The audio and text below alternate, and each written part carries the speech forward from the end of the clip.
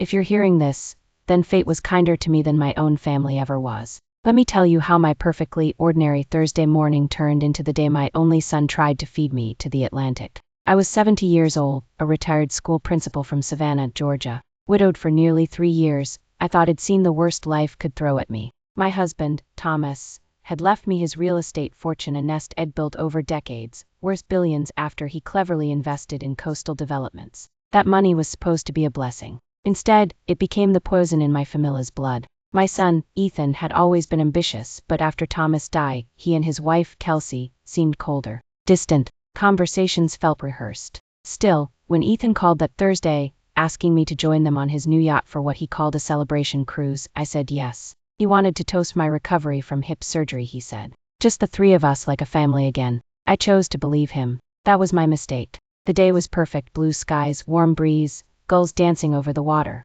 I wore a soft yellow dress that Thomas used to love on me. At the marina in Charleston, Ethan greeted me with a hug that felt more like a politician's handshake, while Kelsey stood on the deck smiling too widely, her eyes sharp as a hawk's. Their yacht gleamed like polished pearl.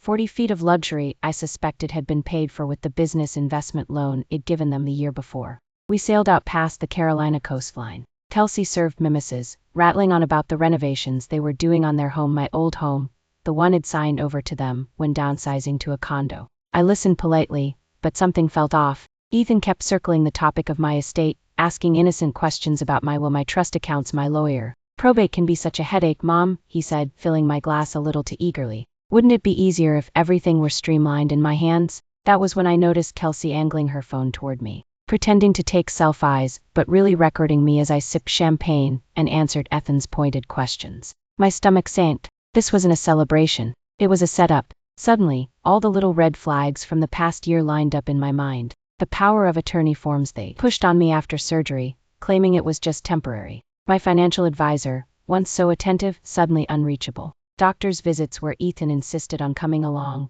steering the conversations. I realized, with icy clarity, that they were building a case painting me as senile, unfit, incompetent. Ethan, I said carefully, setting down my glass, I'd like to head back to shore now. That was when his smile cracked. His eyes went hard, colder than the sea beneath us. I'm afraid we're past that point, Mom. My pulse thudded. What do you mean? You've been showing memory issues, Kelsey chimed in smoothly, stepping closer. We've documented it. The doctors agree. You can't handle your finances anymore. That's absurd, I snapped. My mind was sharp as a tack, sharper than theirs put together. But the way they looked at me, like predators circling prey, told me the truth. They had orchestrated every piece of this. Mom, Ethan said, voice syrupy. We can do this the easy way. Sign the transfer papers.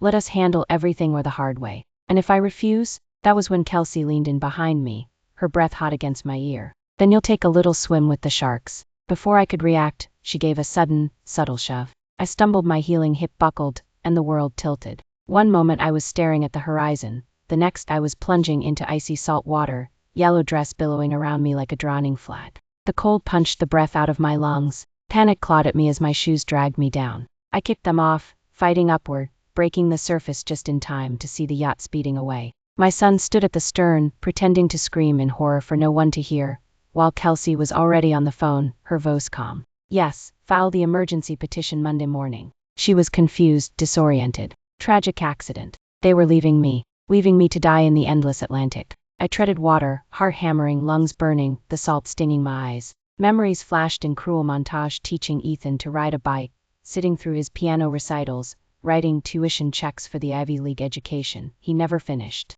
And this was how he repaid me, by shoving me into the sea to drown for money. But fate wasn't on their side. Minutes or maybe hours, it felt like eternity later, I spotted a fishing trawler in the distance. I screamed until my throat tore, waving with the last of my strength. The boat veered toward me, and strong arms hauled me aboard. The deck smelled of diesel and salt, the wood rough against my scraped palms. Holy hell, lady, said the captain, a weathered man in his 60s. Where'd you come from? I coughed seawater, shivering uncontrollably. My family, I rasped. They tried to kill me. The captain wrapped me in a thick blanket, while his grandson, a weary teenager, started the engine again. We saw that yacht. Hightail it Uta here, the captain muttered darkly. Didn't look back once. Because they think I'm dead, I whispered. And maybe I was, at least to them. Margaret Whitfield, the wealthy widow, had drowned in a tragic boating accident. That was the story Ethan and Kelsey would sell. They'd cry crocodile tears, clutch each other in grief, and claim my billions. But here's the thing about being dead. It's liberating. No more expectations, no more watching my back, no more rules.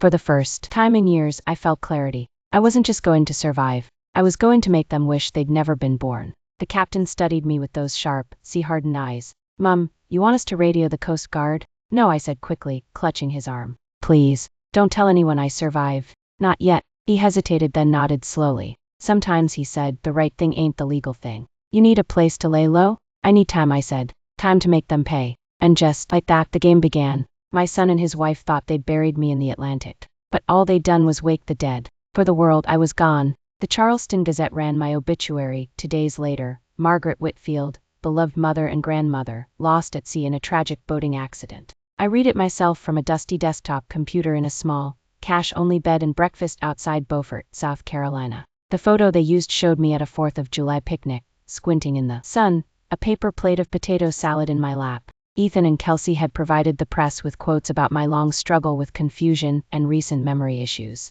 Lies polished and practiced. They were already writing the narrative of the senile widow who slipped away too soon. I sat there in borrowed sweatpants, Mistress Chen's chicken soup cooling beside me, and felt something I hadn't in years: fury. Not grief, not fear. Pure, volcanic fury. The fishing captain who'd pulled me out of the Atlantic was named Frank Morrison, 68 years old, with a face like sun-baked leather and a grandson, Cody, who was all limbs and freckles. They'd brought me straight to Mistress Chen, an old friend of Frank's who ran the kind of inn where no one asked questions if you paid in cash. She was a tough woman in her 70s, weary and sharp-eyed, who took one look at me dripping seawater on her floorboards and said, "Honey, whoever you're running from, you came to the right place." It was true.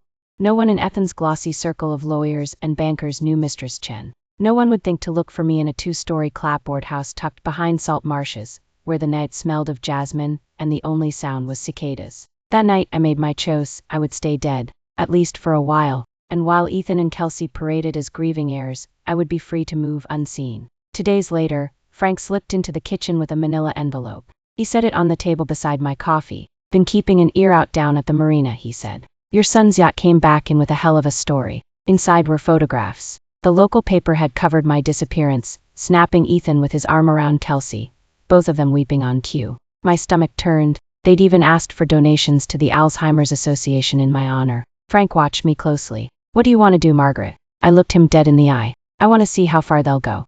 That meant one thing: surveillance. Frank's grandson Cody was handy with gadgets, and between the two of them they rigged me a disposable camera, a pair of binoculars, and a burner phone that could only dial their numbers. "You're Jane Doe now," Cody grinned, handing me the phone like it was a spy kit. "Dead ladies need secret names." I chuckled despite myself. "Jane Doe it is." The first place I needed to see was my old house. Ethan and Kelsey had convinced me to sign it over last year, swearing it would stay in the family. Now it was their base of operations. If they were plotting, that's where the evidence would be. So one moonless night, Frank dropped me 3 blocks away, and I hobbled down familiar sidewalks in the dark. My key still fit the back door. Inside the house smelled different: cologne, perfume, and something metallic. The furniture was draped with sheets, but there were new purchases, expensive leather and glass pieces that screamed fresh money. In the study, I found what I feared: files spread across the desk, neatly labeled Project Margaret. My hands shook as I flipped through page after page. They'd been building a case for over a year: notes from doctor's visits, where Ethan had prompted me to forget dates, social gatherings where Kelsey had engineered my confusion,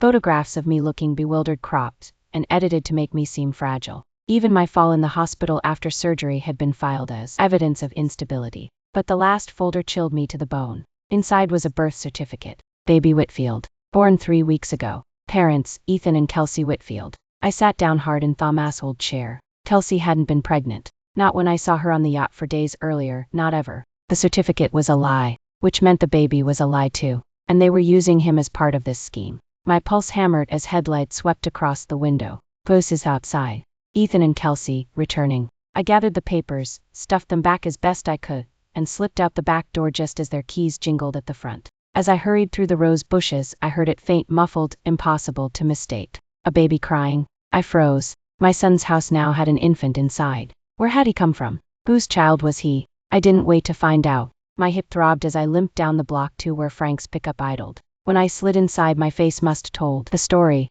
"You look like you've seen a ghost," Frank said. "Worse," I whispered. "I think I just saw my replacement." The next morning I took everything to Mistress Chen. She listened quietly, her knitting needles clacking in rhythm. When I mentioned the forged birth certificate, her hands stilled. They're not just greedy, she said. They're dangerous. That baby is leverage, insurance, proof of lineage to lock down your fortune. I swallowed hard. But he isn't theirs. Doesn't matter if the paper says he is. She leaned forward, her gaze sharp. You need more than anger, Margaret. You need evidence, witnesses, and someone who knows how to dig where it hurts. That was how I met Danny Crawford, a private investigator in Beaufort who owed Mistress Chen a favor. A former cop, broad-shouldered, prematurely gray. He listened to my story without blinking. So, he said finally, you want me to tail your son and daughter-in-law, find out where the baby came from, and who's helping them bury you on paper? Yes. I slid an envelope of cash across his desk, savings Thomas had stashed in a safe deposit box Ethan didn't know about. And I need it done quietly.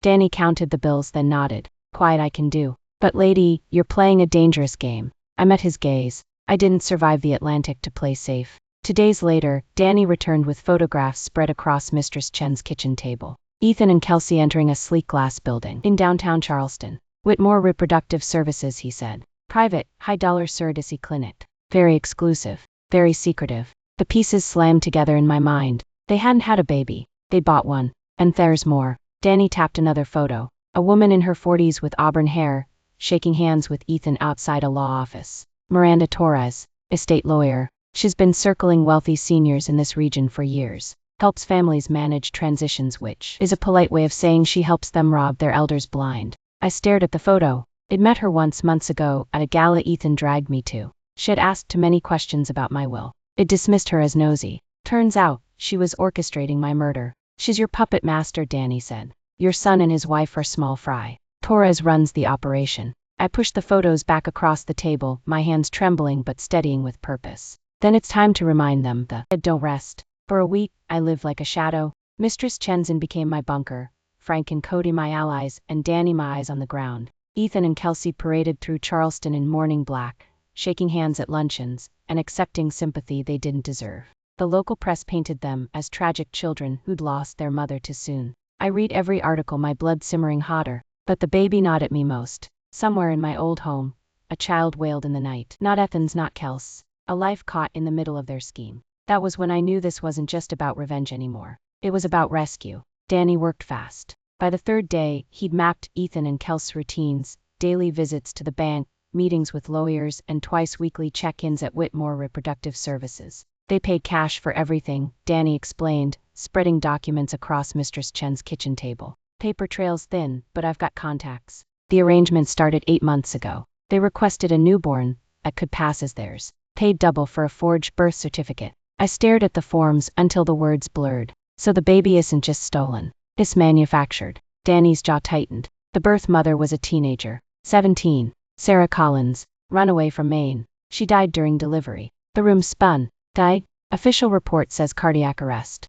But my source at Whitmore said Sarah was healthy until the moment she wasn't. Guess who was in the delivery room? Miranda Torres. My hands curled into fists. They killed her. A girl barely older than my former students. They killed her to make Ethan a father. Danny didn't argue. He just nodded. And now Torres is setting up the paperwork to funnel your estate straight to Ethan, with that baby as the shiny heir. Mistress Chen clicked her tongue. Disgusting doesn't even cover it. I looked at the photographs of Ethan shaking hands with Torres, Kelsey cradling the baby like a prop, and felt a strange calm. Then it's time they learned the dead can haunt the living. The plan was simple. Not an explosion, not a showdown. Something quieter. Psychological warfare. Danny arranged for a courier to deliver a note to Torres' office. On thick ivory stationery, in my neat principal's handwriting, it read, reports of my death have been greatly exaggerated. We need to talk. Love, Mom. When Ethan, Kelsey, and Torres were in their meeting finalizing probate documents, the note arrived. According to Danny, who watched through a telephoto lens from across the street, all 3 bolted from the building within minutes, their faces drained of color. Meanwhile, I had my own haunting to perform. I rang the doorbell of my old house at precisely 11 o'clock. A woman answered, not Kelsey, but a nurse in scribs dotted with cartoon bears. She looked tired but kind, with a baby balanced on her hip. Hello, she said wearily. Carol, isn't it? I asked, gently. I'm Margaret Whitfield. I believe you're caring for my grandson. Her mouth fell open. But you're dead. I've been hearing that a lot lately. I smiled softly. May I come in? She hesitated, then stepped aside. The baby, tiny, perfect, with dark eyes, gurgled at me from his bouncy seat. My heart lurched. "Oh, sweetheart," I whispered, bending closer. "You deserve so much better than this." Carol watched me carefully. "They told me you drowned, that you were confused, unsafe. They told you a lot of things. But here's the truth, this baby isn't theirs. His mother was a girl named Sarah Collins. She died in childbirth under suspicious circumstances. And now Ethan and Kelsey want to pass him off as their own to secure my fortune." Carol's face crumpled. "Good God." I showed her the photos Danny had gathered, the documents had smuggled out of the study, even Sarah's falsified death certificate. By the end, Carol was trembling. "So what do we do? You keep caring for him. You document everything. And when the time comes, you'll testify to the truth." I paused, looking down at the baby. "His name shouldn't just be Robert Jr. It should honor his mother, Robert Sarah Whitfield." Carol nodded, tears slipping down her cheeks. "Robert Sarah," she repeated softly. "That's beautiful." That afternoon, Ethan and Kelsey returned home to find me sitting in Thomas' old armchair, baby Robert Sarah in my arms. Carol stood behind me, silent but steady. "Hello, darlings," I said as they froze in the doorway. "Rough morning at the lawyer's office?" Kelsey screamed. Ethan dropped his keys. They both looked at me like I was a ghost. "I have to say," I continued smoothly, "reading my own obituary was quite the experience." "Alzheimer's donations? How thoughtful." Kel's hands shook, but her voice was sharp. "You're dead. You have to be dead." "Clearly not," I reply, rocking the baby gently. "And this little one isn't yours either, no matter what papers Miranda cooked up." Their faces drained of color. For once, they were speechless. I set the baby back in Carol's arms and leaned forward. "I know about Sarah Collins. I know about Whitmore. I know about Torres and her little business of murdering the elderly for money. And now the only question is how badly you want your names tied to hers when the truth comes out." Ethan swallowed hard. "What do you want, Mom?" "What do I want?" I smiled coldly. "I want justice. For Sarah. For this child. For every person Torres has bled dry. And I'm going to get it, with or without your help." That night, back at Mistress Chen's, we regrouped. The psychological haunting had worked. Ethan and Kelsey were rattled, Torres was spooked, and the cracks in their scheme were widening. But Danny had news that chilled the room. "Torres isn't just helping your kids. She's running a network." I found at least a dozen suspicious deaths linked to her firm. Elderly clients, big estates, sudden accidents. I stared at the wall, fury hardening into resolve. "Then it's not just about saving a baby. It's about stopping a killer." Mistress Chen nodded grimly. "And Margaret, you're the only ghost who can do it." By then, there was no turning back. Ethan and Kelsey had already tried to kill me once. Torres had orchestrated Sarah Collins' death and dozens more. And now they knew I was alive. The game had changed. The only way out was through. Danny came to Mistress Chen's in one morning with grim news. "They've hired someone," he said. "A cleaner, professional from New York. Specializes in making murders look like accidents." My stomach dropped. "They're coming for me again." Danny nodded. "And the baby?" "Torres considers him a loose end. A tragic house fire or carbon monoxide leak would erase both of you at once." Mistress Chen slammed her teacup down. "Over my dead body." Frank paced by the window. "We can't just wait for them to strike." "No," Danny agreed. "We set the trap. Let Torres think she's in control, then catch her in the act." I folded my hands on the table. "Then we give her what she wants me." The plan was dangerous but simple. I would return to my old house,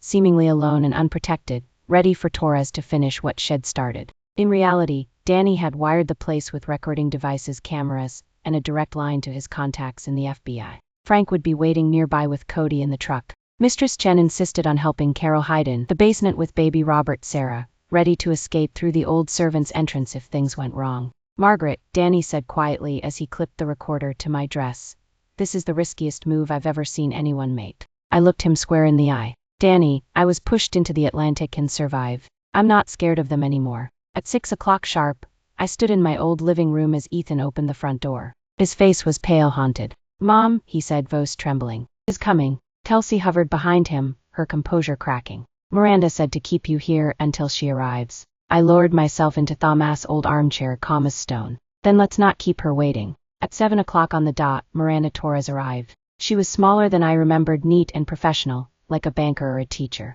But her eyes were steel. "Mistress Whitfield," she said pleasantly, setting down her leather portfolio. "So glad you survived your accident. We have much to discuss." I tilted my head. "Is that what you call attempted murder? A discussion?" Torres smiled thinly. "I prefer estate planning acceleration. Families like your son's deserve timely access to resources without the burden of probate or the decline of dementia. We provide solutions. You provide funerals," I snapped. How many people have you killed?" She opened her portfolio, flipping calmly through files. 37 successful transitions in the last 5 years. You will be number 39. 39 murders, I said loudly, every syllable caught by Danny's recorders. And you're planning to kill a baby too. Torres' smile didn't flicker. Collateral complications. Better for everyone if he doesn't live to ask questions. The room went silent. Ethan's jaw clenched. Kelsey looked ready to faint. I leaned forward, heart pounding but steady. Then I think it's time you knew something, Miranda. She raised an eyebrow.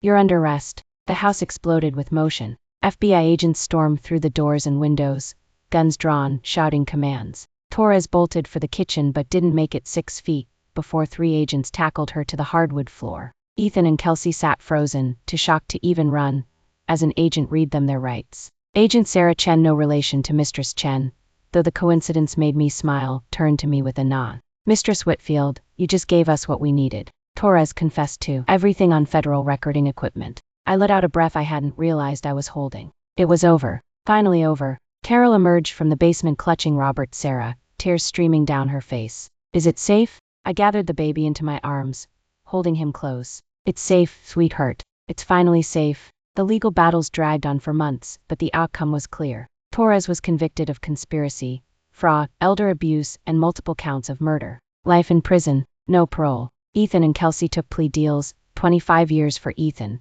20 for Kelsey. They cried in court, claiming manipulation, but the evidence was damning. The FBI dismantled Torres' entire network. 17 co-conspirators arrested, including corrupt doctors, lawyers, and even judges. They'd stolen over $200 million from vulnerable seniors across the Southeast. Every name it uncovered in those files now had justice. And Robert Sarah? He became mine. I stood in family court, holding the child whose mother never had a chance to raise him. His name is Robert Sarah Whitfield, I told the judge. Robert for my late husband, Sarah for his birth mother, who gave her life to bring him here. And Whitfield, because that's the family that will love him. The judge, a kind woman with tired eyes, smiled. Approved. I think Sarah Collins would be proud. That was 5 years ago. I'm 75 now. Robert Sarah is a bright, curious boy who knows exactly where he came from. He knows his birth mother's name, her courage, her tragedy. He knows his adoptive father and stepmother tried to use him as a pawn, and that they're paying the price in prison.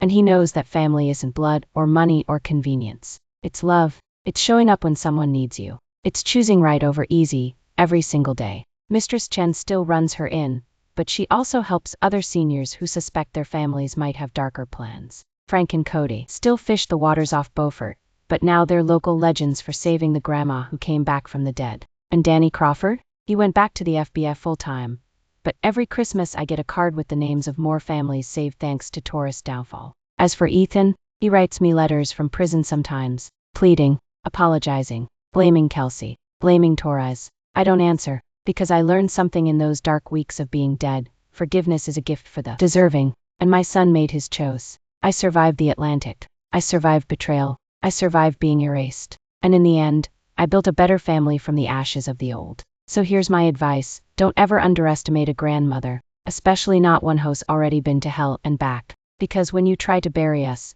you'd better pray we don't crawl back out. We'll be coming for you. And we don't forgive. If you enjoyed this story, please subscribe and share to reach others.